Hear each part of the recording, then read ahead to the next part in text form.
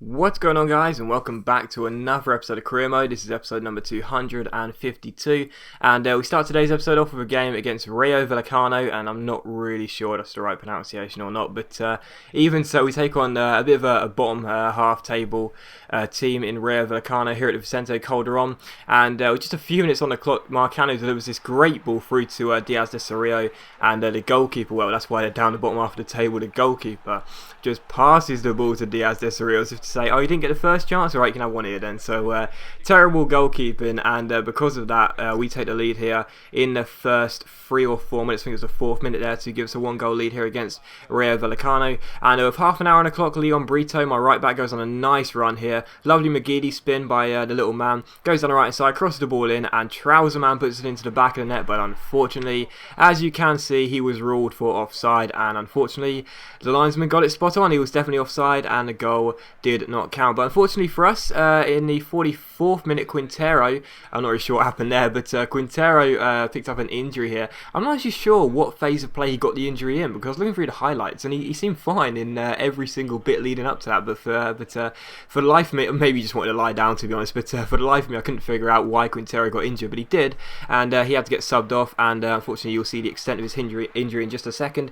But anyway, in the 89th minute, Vallecano got hit on a counter attack, and when Jimenez chipped the ball across the face of goal, Diaz de Cerrillo was there, and Trouser Man made it 2-0 to Madrid, so the game was all but over. But injury time here, Rossi goes on a run, finds Jimenez. Jimenez plays it back to the Italian. Rossi down the right hand side here, takes aim, good save by the goalkeeper, and the ball comes to Marcano, but his shot is also well saved, and from that resulting save, the ball is cleared. Jabor picks it back up here, plays it inside, or tries to play it inside, but Vallecano managed to get the ball away, and the game does finish with another clean sheet, and of course another win. 2 goals for Trouser Man in a 2-0 comfortable win, I'd say. You know, not really very threatening the opposition here, but I was of course a little bit disheartened to see Quintero get an injury again. I'm not really sure where he picked it up from, but even so, he did get injured, and he is unfortunately going to be out for, I think it's 4 weeks. Is it 4 weeks? Yes, it is 4 weeks. Sprained ankle, and Quintero will be out for 4 weeks. That kind of sucks, because the defence isn't really the strongest part of the squad, and of course we've already got an injury to Grimaldo, so that's 2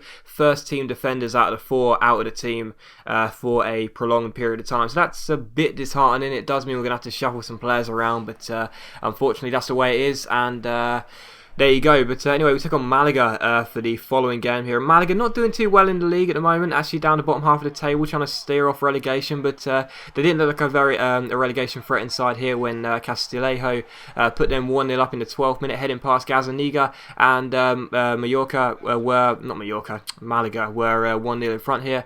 But in the 22nd minute, Mayoral comes through here, plays the ball into Santos Jr., one touch and a great finish from my Brazilian striker. This guy always seems to perform when we put him on the pitch. He's a very good striker, but there's a couple that are above him, but even so, he's a very good striker. And in the 29th minute, Luca Rossi plays the ball through to Mayoral here. Mayoral down the left hand side, nice dribbling by Mayoral, double step over, cuts inside and sneaks the ball in at the near post. I think the goalkeeper probably should have done better than that, but he didn't, and Mayoral managed to sneak the ball into the back of the net and put us in front for the first time in the game. So 32 minutes in, Malaga 1, Atletico Madrid 2, and just after half time, Lopez Blanco picks the ball up here. It's a poor pass, but Malaga concede possession, get the ball straight to Guali. Nice ball through to Timur Kapovi down the right hand side here. Swings the ball in, and there is Santos Jr., but it's a great save by the goalkeeper to keep the score at 2-1 as Malaga clear the ball. But 10 minutes later, we pick the ball up again. Great ball through to Timur Kapovi. Plays it through to Santos Jr.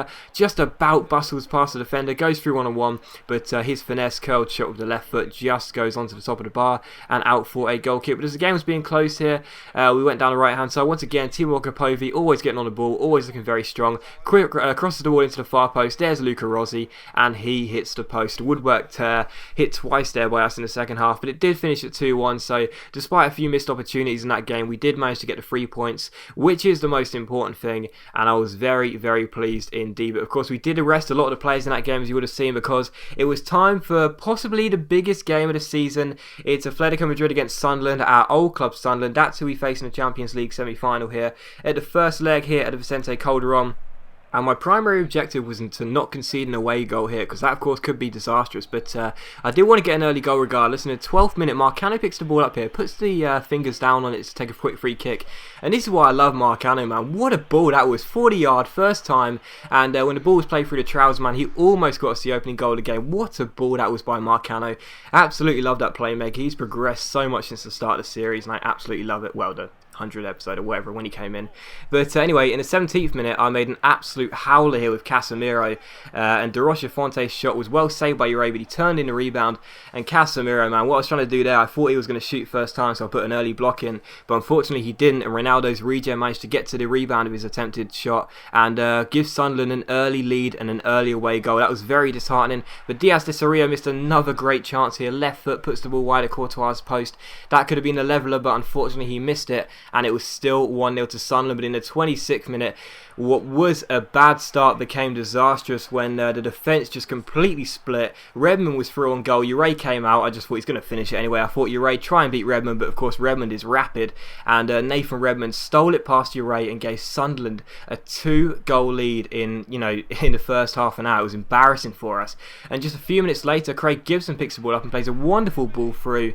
And well, things just turned absolutely diabolical. It was just disastrous. 37 minutes in, Nathan Redmond scores his second, and there were 3 away goals here at the Vicente Calderon for our old club Sunderland, and it was looking like a complete meltdown, and as though the tie was going to be over at half time in the first leg. So I did something drastic. I made a very early substitution here, brought off Jabor, the free agent left back we signed at signed him at half time, signed him in January, and brought on Mayoral, just to give a bit more width to the team, basically, because I never play with wingers here at Madrid, but give a bit more width to the team, a bit of pace on the wings, and try and get ourselves back into the game that way, and try and get ourselves back into the tie, really. And in the 45th minute, Diaz de Soria had a chance here. The ball was headed away. It came to Marcano. Sunderland managed to clear the ball, and as the game finished at half time for the first 45 minutes on the clock, it was just disastrous. A complete meltdown. Atletico Madrid 0, Sunderland 3. I don't think I've ever played this badly in this series, and it was just all over the place. And the dream of winning the Champions League and having this incredible run, well, we did lose to Schalke, but even so, having this incredible run was going to come to an end regardless. Now 2 losses on our season, but even so, we picked up in the second half. We really did. We needed to come back. We didn't create much in the first half. We had to come back, and of course one of the players we brought on was Mayoral. He was our substitute. We brought him on for Jabor in the first half, and he almost scored the equaliser, the goal to get us back in the game here, but it was a great save by Courtois. But from the resulting corner, Mayoral does make amends for that poor finish. He does get his head to the ball and put us back in the tie. So 3-1 here, and we were right back in this tie after a disastrous first half. Of course, a couple more goals and we would be level on aggregate, but I wasn't looking at that. I was just looking for a good performance and try and get ourselves another goal. And when Marcano found Jimenez here, we had the chance for that second goal, but unfortunately Courtois stood strong, made the save. Mayoral crosses the ball and it goes up in the air, and unfortunately Sunderland just about managed to get the ball away. But we were pressing, after a first half we were completely dominated by Sunderland. We were finally beginning to press and finally beginning to show that we are a world-class team now. And in the 71st minute, Leon Brito picks the ball up here down the right-hand side, and the little right back goes on a straight run, but a very good run regardless. Plays to Jimenez, who crosses the ball in. Diaz de Soria, free header, 12 yards out, but Courtois, the Belgian, was on top of it. What a great save by him. Just couldn't seem to get past him for a second time, and Sunderland's defence was holding strong. And in the 78th minute, we had the chance here, what could have been a completely disastrous result. Sunderland looked for that 4th away goal, and as they played the ball back to Pinsoglio, he lets fly from range, but he can only hit the bar. What a goal that would have been, and it was still 3-1. It was still a very bad result, but Ure was doing our best to keep us in the tie as well. It was still a very bad result, but at least it wasn't completely disastrous and we were still in the tie. But in the 87th minute, once again, Ure has to make a fantastic save for us to keep us in the tie, and Pardapilo clears the ball away. Diaz de Soria heads the ball and seems to headbutt Kurt Zouma. He's on the ground. Sunderland are asking to put the ball out. They're saying, why are you not putting the ball out? Our centre-back is injured, but Marcano, against his former club, said, fuck that, I play for Atletico Madrid now, and I'm going to put the ball into the back of the net. 89 minutes played. Sunderland conceded the second goal of the tie, and it was Atletico Madrid 2, Sunderland 3. So it's a bad result. we're still a goal behind in the tie, and of course because of that away goal it means we've got to score a minimum of 2 goals at Sunderland. But even so, it was disastrous at half time. We were 3-0 down, we were all out of the tie completely, but we've managed to get ourselves back into the tie. So at the end of the day, you just got to look at the bigger picture. 45 minutes in, we were out of that tie, we were going home, and there was no way we'd be in the Champions League final. But after 90 minutes, we have every right of still getting to the Champions League final. So to be honest, I think looking at the bigger picture there, that's not as bad a result as it could have been. It's a bad result, don't get me wrong. It's our second loss of the season, both of them coming in the Champions League, but at the end of the day, got to look at the bigger picture. We're still in the tie, and I still believe we can get a result at Sunderland, and I'm really looking forward to play that as well. That's going to be an awesome second leg. And anyway, Gawali scores here in the 22nd minute here.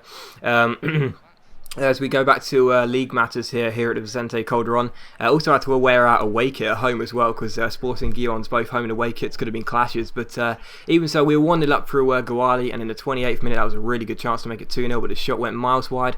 But an injury time of the first half, we came through once again. Maz down the right hand side, feeds it through to Nsai, who goes through against the goalkeeper. Unfortunately, he can only hit the post. It comes to Gawali. Gawali holds off his man here, trying to get a shooting opportunity. Gijon couldn't really clear the ball away. It came to Gawali here down the right hand side. This guy was doing everything in the centre midfield area. Comes through, tries to take a shot, it's well blocked, and unfortunately the opposition managed to get the ball away as the whistle goes for half time, and it is still 1-0. So we're improving on that loss, of course, at home to Sunderland, but even so, it wasn't really a big margin, which I wanted, to get the fans back on our side. But in the 58th minute, Gijon cleared the ball away here, and De Rosa goes up for a header, and unfortunately it is another injury to one of our defenders. That's now 3 defenders out injured, which is a real shame. It's Bruno De Rosa, so it's another centre back. So Quintero and De Rosa and now Grimaldo, Quintero, Grimaldo and now De Rosa are all out injured, and that is a real shame, because we do have a bit of a worry at the defence for the next few weeks. That's a real shame. But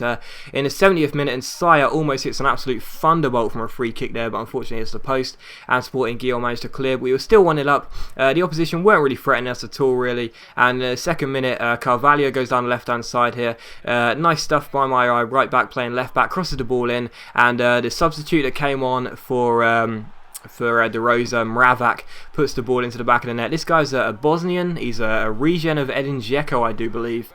I'm pretty sure he's Dzeko's regen, and he gets us back in the game there. Back in the game. 2 goals in front here as the game was being closed out. So very good for us. But Nsai, who was filling in at centre back in this game, makes a challenge, and the opposition give the ball away. And once again, it's Mravak who goes through 1-on-1. The substitute goes past the goalkeeper with a nice double step over, and ends up just dinking the ball into the back of the net. And Santos Jr. just leaves it as Mravak makes it 3-0. 2 goals for the Bosnian, who, like I say, I believe is Dzeko's regen. And we pick up another 3 points in the league, and we are still undefeated in La Liga. And as always, guys, a big thank you for watching today's video.